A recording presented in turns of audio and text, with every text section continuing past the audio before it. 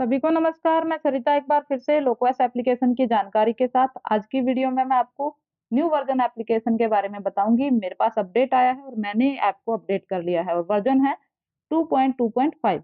इस वर्जन में member profile पूरी तरह से चेंज हो गया है, एसएचजी प्रोफाइल भी पूरी तरह से चेंज हो गया है और जिन बुक कीपर्स ने ट्रांजेक्शन अभी तक कर लिया है, ट्रांजेक्शन इंटरफेस भी चेंज हो गया है। एक एक करके मैं आपको वीडियो की सहायता से बताती रहूंगी, आपकी हेल्प होती रहेगी। अभी मैं मेंबर प्रोफाइल आपके लिए बना रही हूँ क्योंकि मेंबर प्रोफाइल पूरी तरह से चेंज हो गया है। मैं एक बार एसएचजी पे क्लिक कर लेती हूँ और पुराने एसएचजी में एक नए मेंबर का रजिस्ट्रेशन कर लेते हैं।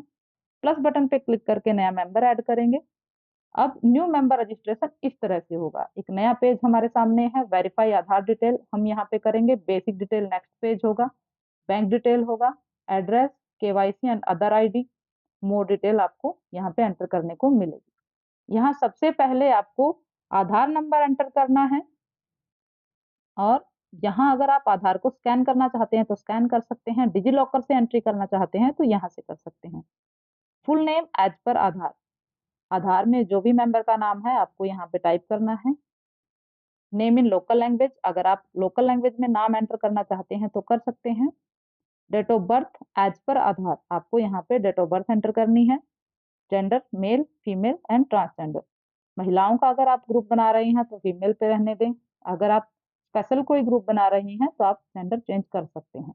मोबाइल नंबर यहाँ पे एंटर होगा। अब मोबाइल नंबर एंटर करने के लिए अलग से कोई पेज नहीं है, यहीं पे आपको मोबाइल नंबर एंटर करना है और यहाँ पे सिलेक्ट करना है कि किसका मोबाइल नंबर है, किससे संबंधित है। और यहाँ पे अब कंसेंट फॉर्म की फोटो आपको अपलोड नहीं करनी है। जो विवरण कंसेंट फॉर्म में हमारे लिखा होता था और हम मेंबर के सिग्नेचर करवा के अपलोड करते थे वही यहाँ पे लिखा हुआ है। इंग्लिश में आप खुद पढ़ लीजिएगा, मैं हिंदी में आपको एक्सप्लेन कर देती हूँ। यहाँ लिखा है, मैं राज्य और केंद्र सरकारों और बैंकों द्वारा दी जाने वाली योजनाओं सहित विभिन्न योजनाओं कार्यक्रमों के तहत लाभ प्राप्त करने के लिए प्रमाणीकरण, डी डुप्लीकेशन और अपनी पहचान स्थापित करने के लिए अपने आधार विवरण का उपयोग करने के लिए डे अनारलम सिस्टम को सहमति देता हूँ या देती हूँ। मैं यह भी पुष्टि करती हूँ कि मैं इससे सहमत हूँ और मुझे यह जानकारी अपनी स्थानीय भाषा में समझाई गई है। तो ये यहाँ पे लिखा हुआ है और जब तक आप इस बॉक्स पे क्लिक नहीं करेंगे आप आधार को वेरीफाई नहीं कर पाएंगे। तो जैसे ही आप बॉक्स पे क्लिक करेंगे आपको वेरीफाई आधार डिटेल जो बटन है वो दिखने लगेगा। मैं जानकारी भर लेती हूँ क्योंकि यूट्यूब प्राइवेसी के कारण मैं आपको डिटेल भर के नहीं दिखा सकती।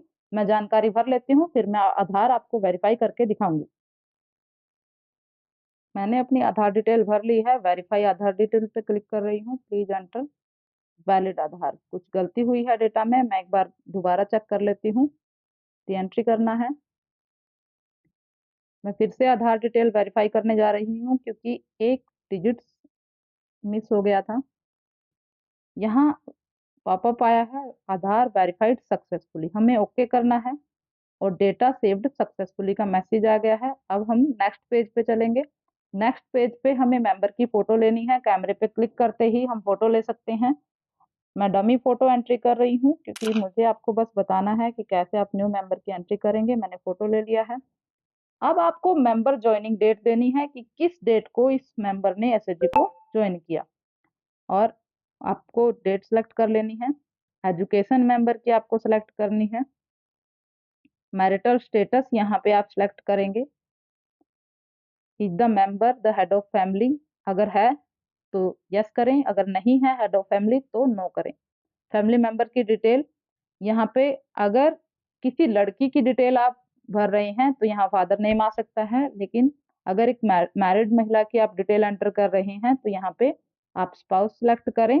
क्योंकि आपने यहाँ पे मैरिड सेलेक्ट किया है तो आप स्पाउस पे क्लिक कर लीजिएगा। आप हस्बैंड नेम टाइप कर लीजिएगा। अभी मैं डमी एंट्री कर रही हूँ।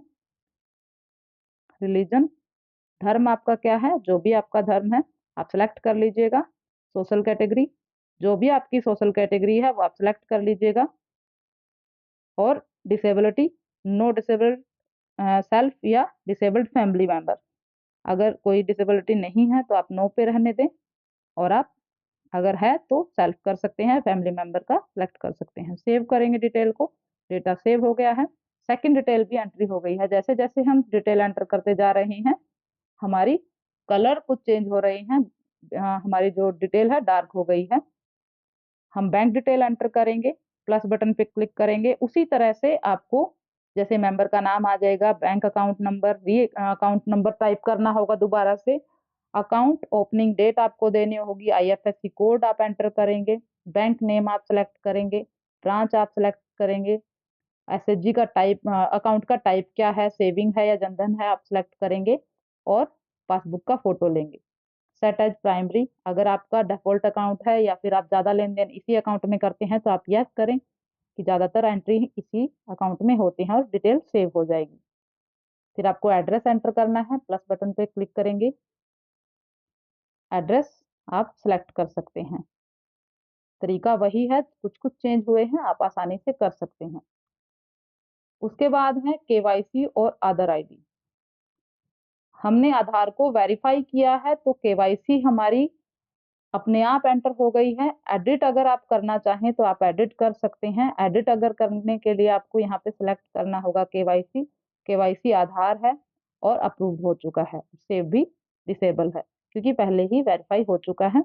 और अगर आप अदर आईडी कोई देना चाहते हैं तो आप अदर आईडी दे सकते हैं। मैं सेव नहीं करना चाहती तो यस पे क्लिक कर लेती हूँ। अगर अदर आईडी आप एंटर करना चाहते हैं तो कर सकते हैं।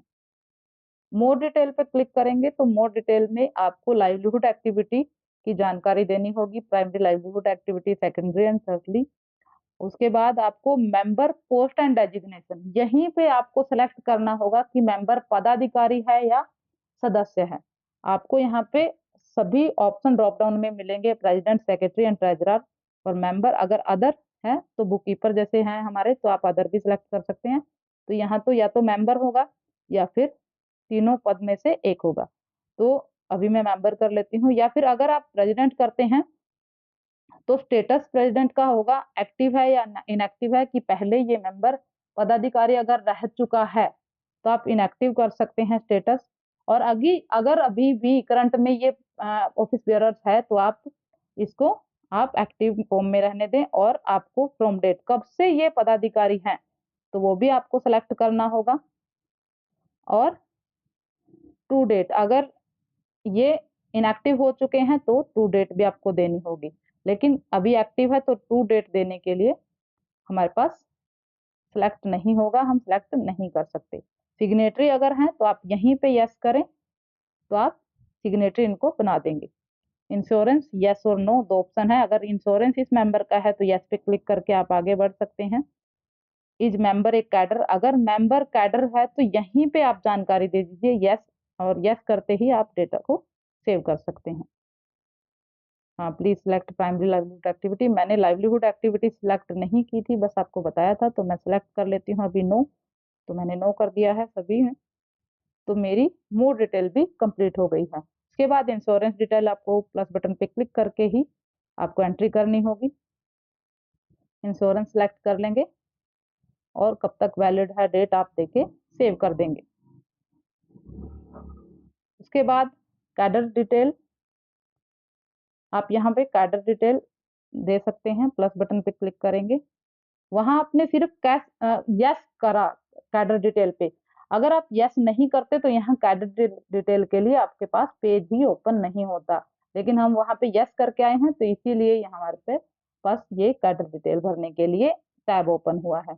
और अगर हम मोर डिटेल में कैडर डिटेल को नो कर देते हैं तो हमारे पास ये टैब ही ओपन नहीं होगा, सेम इंश्योरेंस की तरह जिस तरह से हम पहले इंश्योरेंस का करते थे। देखिए अब कोई भी टैब नहीं है कैडर डिटेल भरने के लिए।